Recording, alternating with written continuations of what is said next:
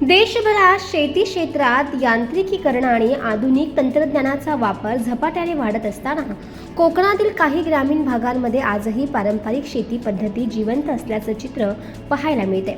येथे अनेक शेतकरी बैलजोडी आणि नांगराच्या सहाय्याने शेतीची मशागत करतायत। आधुनिक ट्रॅक्टर आणि इतर यंत्रसामग्री उपलब्ध असली तरीही काही शेतकरी पारंपरिक पद्धतींनाच प्राधान्य देत आहेत।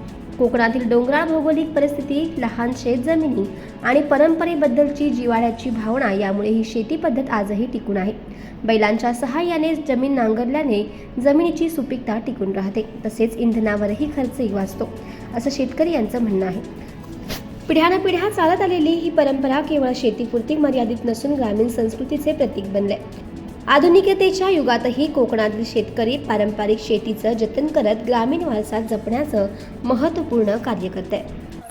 पारंपरिक पद्धत म्हणजे जे आजपर्यंत इथे शेती केली जायची त्याचं जे मुख्य साधन शेतीचं म्हणजे बैलजोडी याने केलेली नांगरणी, याला अनुसरूनच ही सर्व शेती इथं केली जायची। कारण आम्ही बालपणापासून ह्या सर्व शेतीमध्ये आजोबांबरोबर शेती पाहिलेली आहे, वडिलांबरोबर शेती केलेली आहे आणि आता मी स्वतः शेतकरी असून मी स्वतः शेती इथं करतो आहे। शेती हा माझा मूळ व्यवसाय आहे आणि त्याच उद्देशानं मी शेती करत असतो। परंतु माझ्या वैयक्तिक बाबतीत जर सांगायचं म्हटलं तर इथला शेतकरी आहे तो फक्त एक कुटुंबाची गरज भागवण्यापुरती शेती करत असतो। परंतु मी गेली 5 ते 6 वर्ष म्हणजे साधारण 2019 पासून जी शेतीची माझी पद्धत आहे किंवा शेती कशासाठी करावी, कशी करावी याचं जे माझं का जे अवलोकन आहे त्या नुसत्या शेतीतून आपला वार्षिक उदरनिर्वाह भागेल एवढंच उत्पन्न न घेता त्या शेतीच्या उत्पन्नातून आपल्या कुटुंबाला, आपल्या प्रपंचाला सुद्धा हातभार लागेल अशा पद्धतीने मी शेती करत असतो आणि करतो। मी शेतीमध्ये 2 पार्ट आहेत, एक नाचणी आणि भात। नाचणीकडं बघायचं म्हटलं तर मी 1 वर्षामध्ये गॅप देऊन नाचणी करतो। किमान 25 गुंठ्याला माझी नाचणी असते आणि त्या नाचणीच्या उत्पन्नातून मी किमान माझ्या कौटुंबिक गरजेला लागणारं धान्य म्हणजे नाचणी ही ठेवून मी त्याच्यापासून उर्वरित धान्य किंवा नाचणी विकून एक 15 ते 20 हजार रुपये मला उत्पन्न मिळेल अशा सोर्सने मी नाचणी करतो।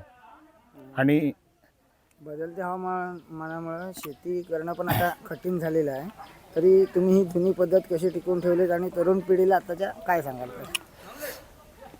वातावरणामध्ये बरेचसे बदल होत आहेत, त्याच्यामुळं बऱ्याचशा प्रमाणात शेतीची हानीसुद्धा होते। त्याच्याबरोबरच रानटी प्राण्यांपासून सुद्धा शेतीचं मोठं नुकसान होतं आहे।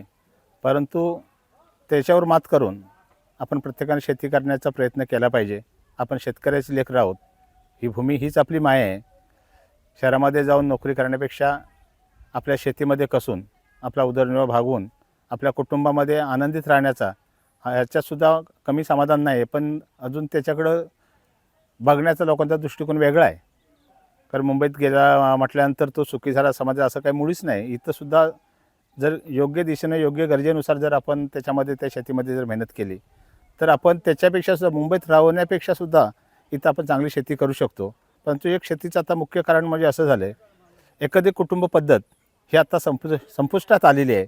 याच्यामागे एका कुटुंबामध्ये 10-10, 15-15 लोकं असायची, त्याच्यामुळं चांगल्या आहे की शेती इथं करणं शक्य होतं। आता 2 नवरा बायको आणि 2 मुलं असा हा परिवार असल्यामुळं जी गरजेची आज बैलजोडी आहे ही आज प्रत्येक शेतकऱ्याला एक वर्षभर सांभाळणं मोठं कठीण काम झालेलं आहे। त्याच्यामुळं पारंपरिक पद्धत जी काय होती बैलांची जी नांगरणी, त्याच्यामुळं ह्या कारणामुळंच आधी मुळात ही नांगरणीला लोकांनी बाजूला ठेवून नवीन अत्याधुनिक यंत्रणेचा वापर करून आपली शेती कंटिन्यू ठेवायचा प्रयत्न करतायत। आणि ह्याच्यामध्ये प्रत्येक शेतकऱ्यानं आपल्या पूर्ण कुटुंबाला याच्याबद्दल एक आस्था निर्माण करून दिली पाहिजे। ही आपल्या भूमीची सेवा करून तुझा उदरनिर्वाह भागव ह्याच्यासाठी त्याला प्रोत्साहित केलं पाहिजे। याच्यामध्ये गरजेचं काय आहे हे त्यानं त्याला सांगितलं पाहिजे।